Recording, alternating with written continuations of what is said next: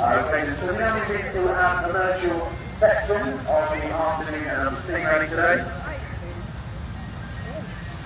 So ladies and gentlemen, what we're going to do is see them do a quick circuit, then they will line up in the centre as the traffic on, and then they'll speak to the, tell us a little bit more about these wonderful commercial vehicles.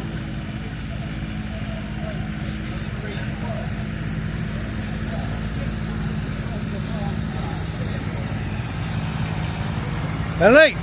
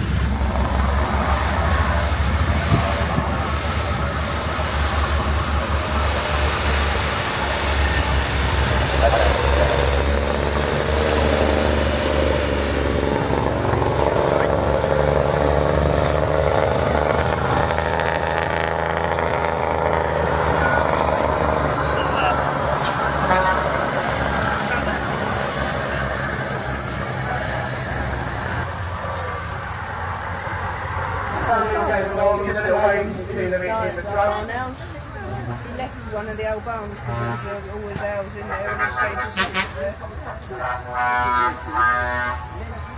Someone's had free reign on the board this afternoon. The bird thing's working.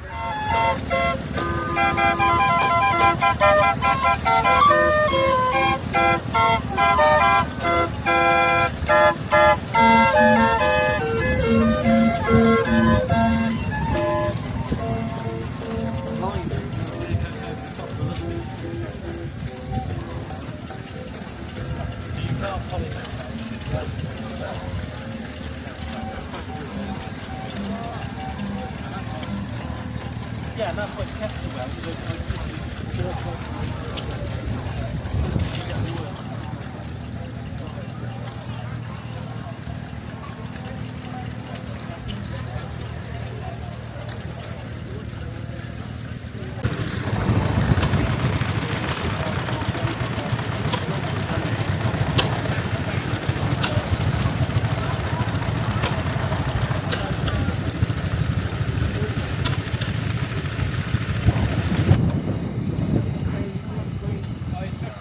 Quality great.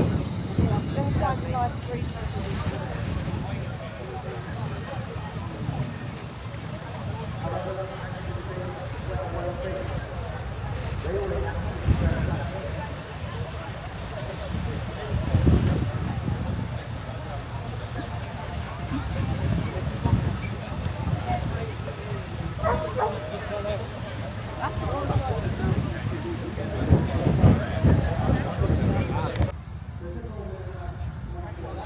Old man's got the later one, the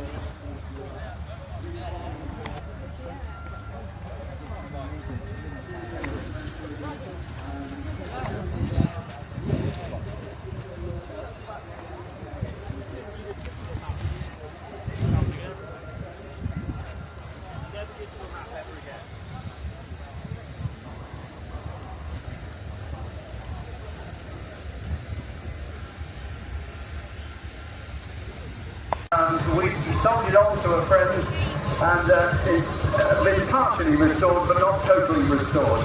But we're very, very pleased to see it here as a very, very important part of the Banbury area and of the Fowler. And this too was a part of the Allen threshing fleet. And this too was sold in 1940. Some of you may have seen on Facebook recently, there was a picture of 3 engines in the sale. And they were these 3 engines, and they just happen to be the only 3 existing. So we're very, very pleased to have them all together again today.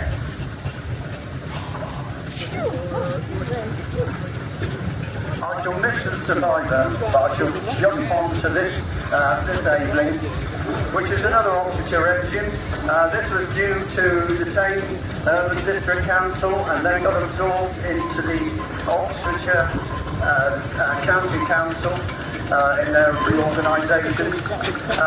It went to a scrapyard and in Surrey, and I saw it there, and very smashed up condition. Bought it and subsequently sold it on to Nigel Heath, who's made an absolutely excellent job of restoration. He's done it for quite a few years now, and he loves the engine, and so do I. So well done to him. If I can find a commentator, I'm going to pass back to him. 52 engines this year. Yeah, I mean, it's quite an achievement, and obviously we want to say a huge thanks to all of the exhibitors that bring these engines. It's a big undertaking to bring these any engine out to a rally, and so we're really grateful that we've had such a large amount of support from the engine owners.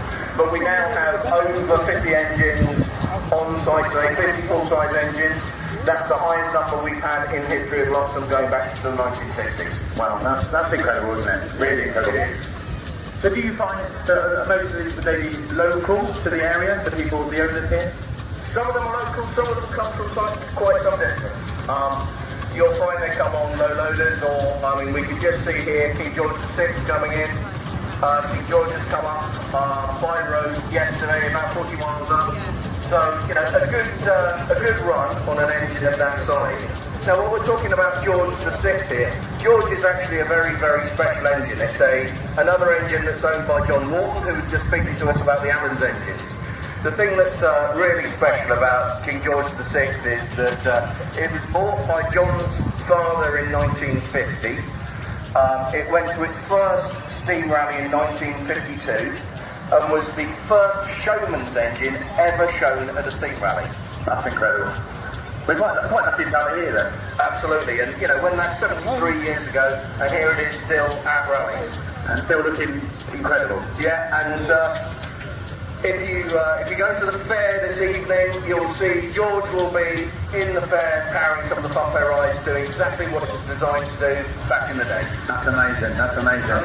What's incredible is not only the amount of engines you have, but the community, the kind of the feel you get as you walk around all the sections, especially the big team. I was walking along and everyone's having a chat, you know, whether they know each other or not.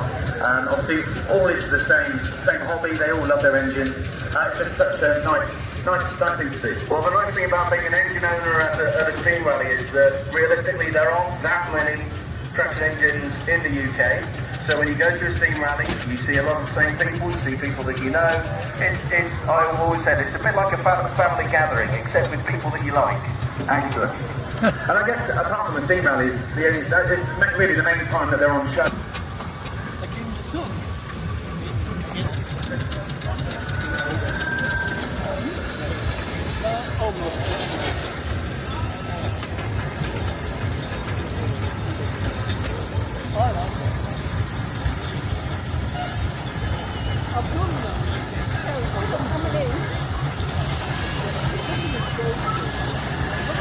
We're down, I'm not sure if you touched on this earlier, obviously we can see the cars behind this one, obviously would have carried various things.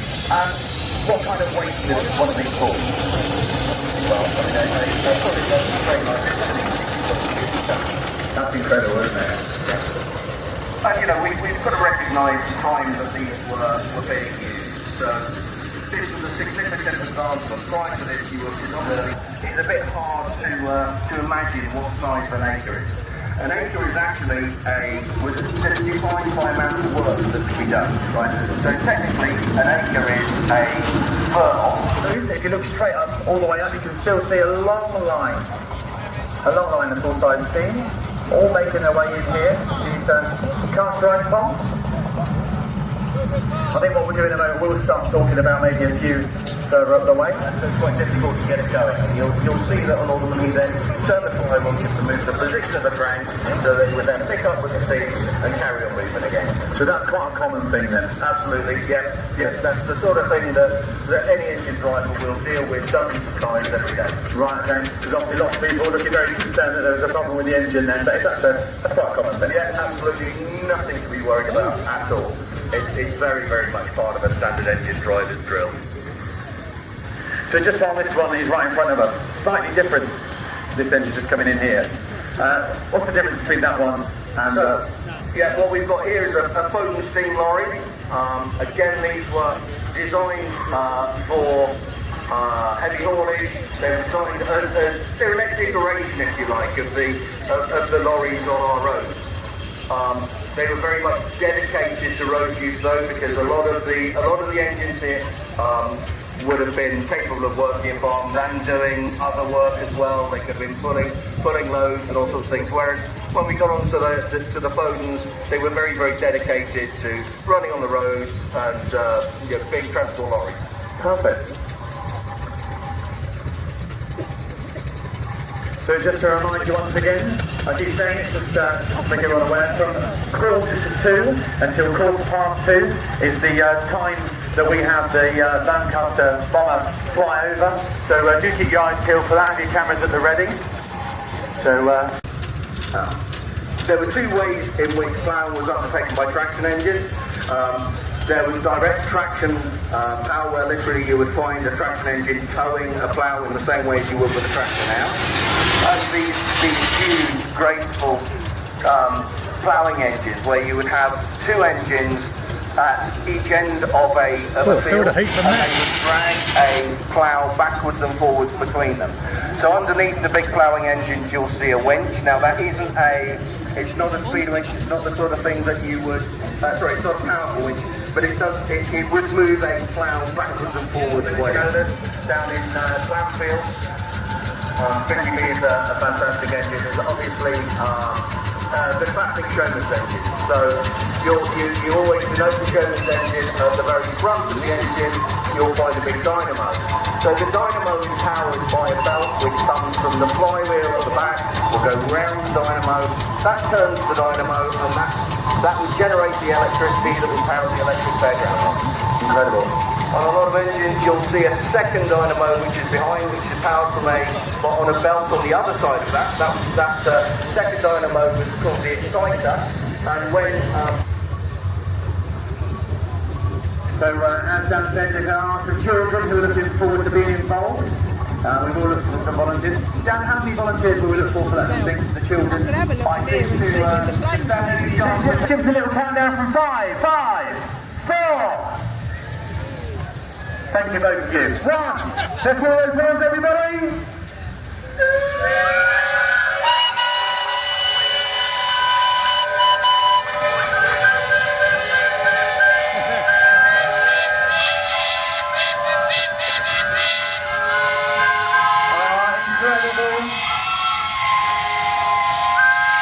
Thank you very much indeed.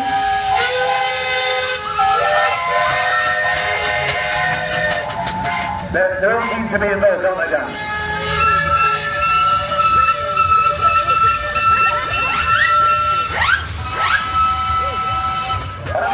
On behalf of Bloxham Steam Rally, I think it's only appropriate to say an absolutely huge thank you to all the owners that put all the time and effort in. No, we have been told it will be circling around, so it will be heading back in this direction hopefully very soon. Stanley's like